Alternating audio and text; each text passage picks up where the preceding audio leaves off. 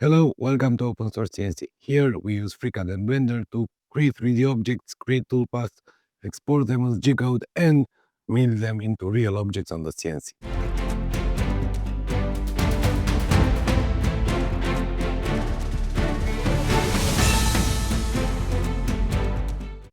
I've made today's video for two reasons. First, I've heard a lot of people complain about FreeCAD that it is too technical.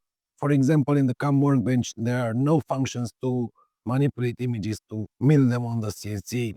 Second, and I think this is the most important thing, I wanted to show that even though FreeCAD isn't perfect, no program is perfect. The big thing about FreeCAD is that you are able to customize it exactly as you want. Do you have something that you want created or done in a certain way, you can adapt, you can modify FreeCAD to do that for you. And of course, if you cannot do that, if you're not a programmer, you can anytime ask somebody to help you in order to achieve exactly what you want. As always, if you want to be able to do what I did in this video, or you want to study the file that I have created, you can find the download link in the description of the video. There you can go and download the file for free or together with a donation. And since I've been talking about donations, I want to thank everybody that's supporting me here on YouTube on my Patreon page, where when subscribing, you will gain access to all the videos without any interruptions, without ads, and on my Ko-Fi page, where you will find all the assets that I'm using in my videos. But let me show you what we will end up after this video. We will end up with a photo milled on the CNC using a VCarve toolbit, something that is similar to a halftone in the old newspapers. For the image, I picked this photo of two of my puppies. I cropped it to fit them in the frame, and that's it. That's all I need to change. No other photo editing required. And even though we are not going to use any of the predefined operations in FreeCAD, I still have to create a job. I have to create it because I want the toolbits to be added as usual, because I want to have a proper post-processor, and I want the G-code to be exactly as my machine needs. So let's quickly create a job, but a job in FreeCAD requires a base object. I cannot create a job without any object, so let's quickly go to the part workbench, create a cube, and that's all. We can now go back to CAM, select the cube. Please note that I'm using FreeCAD 1.1 development version. I think pretty soon it will become the official stable version. So let's create a new job by clicking on the corresponding button. Make sure the cube is selected and click on the OK button to open the setup dialog. In the setup tab, I will leave everything as is. The predefined extend models bounding box with the origin in the lower left and on the bottom of the cube is exactly what I want. I don't care about the extensions, they define a stock which I'm not going to need. So I can move on to the output tab, where I have to set the output file name and the post processor. Depending on the machine that you are using, you have to select the proper post processor from the list. In my case, I'm using a GRBL based machine of read and see, so I can use the GRBL post processor or the refactored GRBL, which work exactly the same. Set a file name and the location by clicking on the three little dots. Let's call it halftone.gcode. Press on save. This won't save the file, but will save this value here, and from now on when I'm exporting the job, it will be saved into this file. Let's move to the Tools tab, and this is the most important part of setting the job, where I need to add a toolbit. The default tool controller is useless in this situation because for this custom operation to work, I need a toolbit with a V-bit shape. So click on the add button, and if I don't have it here, in my situation I have it because I'm using a 90-degree V-bit that I have already created before making this video. But what if you don't have it? Click on the cancel button, go to the CAM menu, and open the Toolbit Library Manager. Here, click on this button to create a new toolbit. Select the V-bit shape, and it's really important for this operation. Unless it has the V-bit shape, it won't work, it will throw an error. Now double click on the new toolbit here, and let's give it a name. Let's call it 90 degrees V-bit. Set the cutting edge angle, the cutting edge height. In the drawing, you can see what each of these values, the H, the alpha, the D, represent. Set all the values and then click OK to save the toolbit. I haven't changed anything because I already have it defined, so I can just delete it. After adding the toolbit, in case you didn't have it, close the library manager, and now when clicking on the add button, you will have it here in the list. For some reason, even though I deleted the newly created toolbit, it appears in the list, so I have to make sure I'm selecting the proper one. Click on Add Tool button, and now I have to set the horizontal, the vertical feed speed and the spindle speed. I'm going to use 3000 millimeters per minute speed, both on horizontal and vertical, and the spindle speed of 20,000 RPM. Now I can select the default toolbit and click on the Remove button. Why am I using such high values even though it's a delicate work, a lot of very close to each other dots? Because the toolbit will move very small distances and the acceleration of the machine won't allow it to reach this high speed. So any value over 800 millimeters per minute in my case on my machine is too high, so it won't reach the speed. And that's all I need to set in the job. I can click on the OK button to close the job creation dialog. I have everything set here. So the next step is to create the actual halftone milling operation. As I've told you in the beginning of the video, we are going to use a macro, and let me quickly show you where to place that file in order to have it accessible from FreeCAD. Go to the macro menu, select the macros option, and here you have the path to your macros folder. Simply click on the open folder and it will open the folder containing all your macros. Paste here the macro that you have downloaded, and now you can close the file explorer, close the execute macro for now, and open it again to have it refreshed. Now I can select it from the list and click on the execute button. The first thing that is going to ask me is if I want to create a new operation or activate the existing ones. And this is because of the way macros work in FreeCAD. I'm going to explain later why you have to activate the macros after closing and reopening the file. But for now, let's click on the new operation because that is what I want to do. Let's give it a name. Let's call it Halftones. Click on the OK button. If when creating the job you somehow selected the wrong VBit, it may be called VBit, but if it doesn't have a base shape of VBit type, you will have this error, no VBit tools found in the job, and it will abort the creation. Click on the OK button, edit the job, add the new toolbits with a VBit shape, and then you can move on to create the halftone operation. And now the main window, the main pop-up window of the macro where we set everything for the new operation. Obviously, we need to set a file name, an image file. Click on the browse button, and here, as you can see, you can select any bitmap image, PNG, JPEG, BMP, and so on. You can see it here in the list. I will select the image with the puppies and click on the open button. Now I need to set a width and the height for the print, let's call it print, for the final milling area.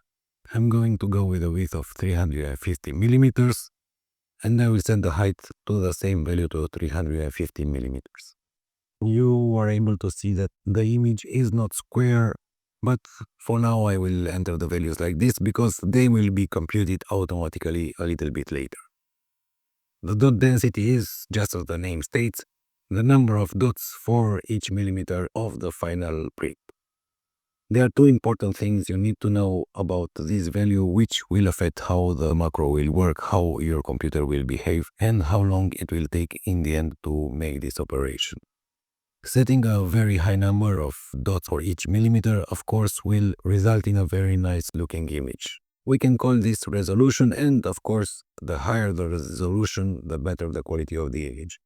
But at the same time, you have to understand that each dot takes computing time, so setting a very high density of dots will require a lot of computing time. Besides that, each dot needs to be milled on the machine. Imagine having to mill 100,000 dots compared to 1 million dots. Of course, it will take much longer, so try to set the dots density as low as possible, but to also have a good image quality. The good thing about this macro and about the way it creates the operation is that you can change this later and everything will update without having to recreate the operation. For now, I will set a density of 0.3 dots per millimeter, which means around 1 dot for each 3 millimeters. And after we will take a look at how the image is represented, we can update this value to get what we want. Let's select the VBit tool, because if I have a job with several VBits, I will be able to select from the list of VBits. Since I've only added one, I only have one here, so select it. And after selecting this, you can see here it appeared the computed maximum depth equal to 1.617 millimeters. How is this computed? Since I have a certain distance between two dots and I don't want the dots to overlap each other and I have the angle of the V-bit, the density of the dots give me this maximum depth, which is in fact the maximum diameter of each dot. Remember that the dot density also gives us the maximum diameter of the largest dot. If that value is really small, the difference between various dots will be very small, and if the machine isn't really precise, the image might not be what I want. Now that we've set these parameters, let's talk about all these checkboxes, because you can see there are 6 checkboxes here, and let me explain what each of them does, even though the naming should be pretty obvious. By default, darker areas give bigger dots, and depending on the material that you are milling, this might result in an inverted image. If you want to avoid that, because in my situation I'm going to use an NDF board with lighter background and the dark paint on the surface, so the dots will be white. In this case, I want to invert the grayscale so the larger dots are lighter in color.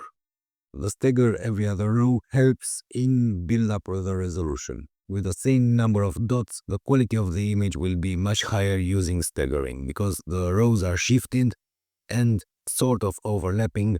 The visual representation of the image, even though it has the same number of dots, will look much better. So let's also check this. The flip X and flip Y, it obviously mirror the image. For now, I will leave them just as they are unchecked, and after we generate the first image, we see how it looks. We might want to check these, and I will show you how to modify these parameters after creating the halftone operation. What I'm going to check now is the lock aspect ratio, because as you can see here, I have a square result. The dimensions give us a square, but the image was not square, it was landscape. So let's check the lock aspect ratio option, and as you can see, the height was reduced in order to respect that aspect ratio. This option will always try to make the largest possible image inside the area that we have set here. After checking this option, if I change the second value, let's give it a value of 250 millimeters, it will automatically update the width. And of course, if you have a portrait image, it will be the other way around. Remember, when using the lock aspect ratio, double check both values here. An important thing, this version of the macro currently doesn't support changing the width and the height using the lock aspect ratio after creating the operation. You can change them, but you need to calculate them using a calculator. It won't compute them automatically. So let's go back to a width of 350 millimeters, because that's the dimension of the stock. And I will leave the wireframe preview on, because I want to have a visual representation of the operation, not just the toolpath. Now, after making all these settings, I can click on the OK button and see the result. Now that the operation is ready, I can see the preview on the screen. It's pretty obvious that the image is upside down. So let's go here in the data tab after selecting the operation and check the flip Y checkbox. Now the image is positioned correctly, but I still want to do something because I think the dimension of the dots is too large. Let's go back to the operation and change the density from 0.3 dots per millimeter to 0.4. And now I think it looks way better, the details are much clearer, and everything will look great in the end. You have here almost all the values that we have set in the dialog when creating the macro. You can update them and see what result you get. When first launching the macro, I've shown you that it has 3 options there: to create a new operation, to activate the existing operations, and of course the cancel button. What does the activate button do? Well, this type of operation is not native to the CAM workbench. This means that it is created through the macro. When closing the file, closing FreeCAD, opening it again, the class that defines this operation isn't there anymore, so we have to restart the macro, but I don't want to create a new operation, that's why there is an activate button. Let me show you what I'm talking about. I will close the file and open it again. Now it doesn't really matter what I change here. Nothing updates anymore. Everything is static. This is something that I don't want. In order to solve this, go back to the macros, select the macro, click on execute, and this time click on activate. And I believe I checked the FlapX option. Now let's uncheck it. And we are ready to click on the job, click on the post-process button, save the file, the name that we have set at the beginning of setting the operation. We can now go to the machine, set the material, set the tool bit, and then run the program.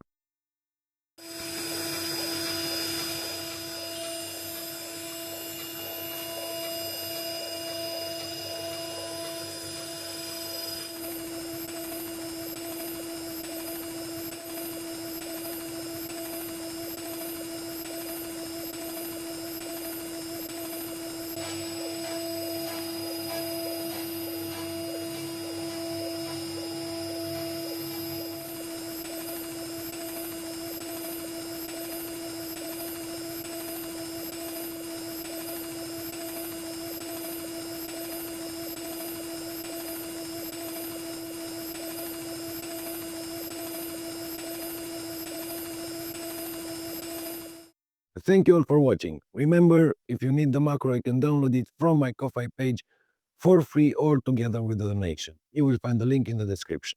Thank you again to everybody for all the support received. Remember, if you find any bugs in the macro or if you have an idea of how to improve it, feel free to write me in the comments.